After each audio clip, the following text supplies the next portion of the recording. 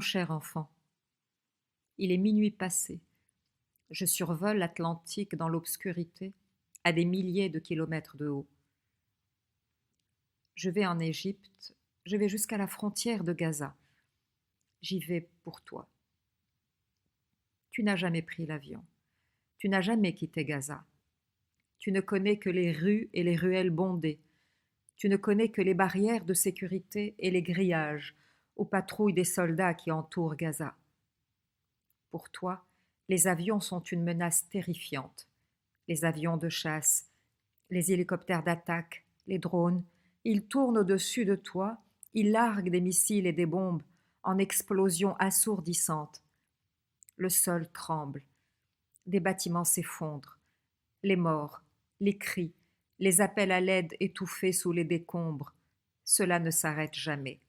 Nuit et jour, pris au piège sous les amas de béton pulvérisés, tes camarades de jeu, tes camarades de classe, tes voisins, disparus en quelques secondes. Tu vois leurs visages créeux et leurs corps flasques, extraits des décombres.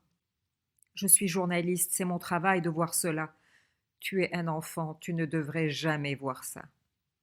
La puanteur de la mort, des cadavres en décomposition sous de béton brisé, tu retiens ton souffle, tu te couvres la bouche avec un tissu, tu marches plus vite. Ton quartier est maintenant un cimetière. Tout ce qui était familier a disparu. Tu regardes avec stupeur, tu te demandes où tu es. Tu as peur. Explosion après explosion, tu pleures. Tu t'accroches à ta mère ou à ton père, tu te bouches les oreilles. Tu vois la lumière blanche du missile et tu attends l'explosion. Pourquoi tue-t-on des enfants? Qu'est-ce que tu as fait? Pourquoi personne ne peut te protéger? Vas-tu te faire blesser? Est-ce que tu vas perdre une jambe ou un bras? Est-ce que tu vas finir par devenir aveugle ou te déplacer en fauteuil roulant? Pourquoi est-ce que tu es né? Était-ce pour le bien ou était-ce pour cela? Est-ce que tu vas pouvoir grandir? Est-ce que tu vas pouvoir être heureux? Comment va être la vie sans tes amis? Qui mourra le prochain? Ta mère? Ton père? Tes frères? Tes sœurs? Un de tes proches sera blessé bientôt. Quelqu'un que tu connais va mourir bientôt.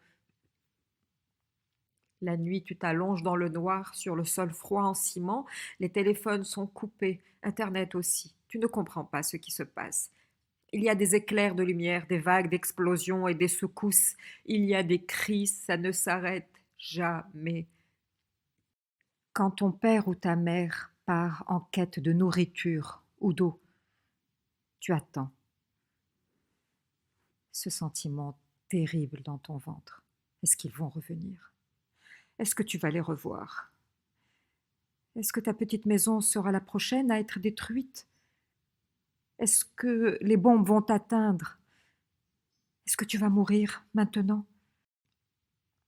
Tu bois de l'eau salée et polluée, elle te rend très malade.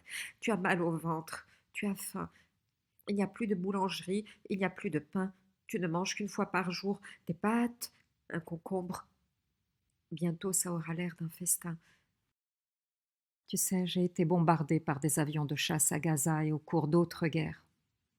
D'autres guerres avant même ta naissance. Moi aussi, j'ai eu très, très peur. J'en rêve encore. Quand je vois les images de Gaza, ces guerres me reviennent en mémoire comme la foudre et le tonnerre et je pense à toi. Tous ceux qui ont connu la guerre la détestent, surtout à cause de ce qu'elle fait aux enfants. Mais cette fois, nous autres journalistes, cette fois nous ne sommes pas là. Pas cette fois, nous ne pouvons pas entrer. Nous sommes enfermés dehors. Tu sais, des journalistes du monde entier se rendent au poste frontière de Rafah. Nous y allons parce que nous ne pouvons pas assister à ce massacre sans rien faire. Nous y allons parce que des centaines de personnes meurent chaque jour. Nous y allons parce que ce génocide doit cesser. Nous y allons parce que nous avons des enfants comme toi, précieux, innocents, aimés. Nous partons devant cette frontière, nous parlons parce que nous voulons que tu vives. Mon cher enfant, j'espère qu'un jour nous nous rencontrerons. Tu seras un adulte, j'espère. Je serai un vieil homme, même si pour toi je suis déjà très vieux. Dans mon rêve de toi, je te retrouverai en liberté, en sécurité, heureux. Plus personne n'essaiera de te tuer. Dans mon rêve de toi, tu voyageras dans des avions remplis de gens, pas de bombes. Tu ne seras pas prisonnier d'un camp de concentration.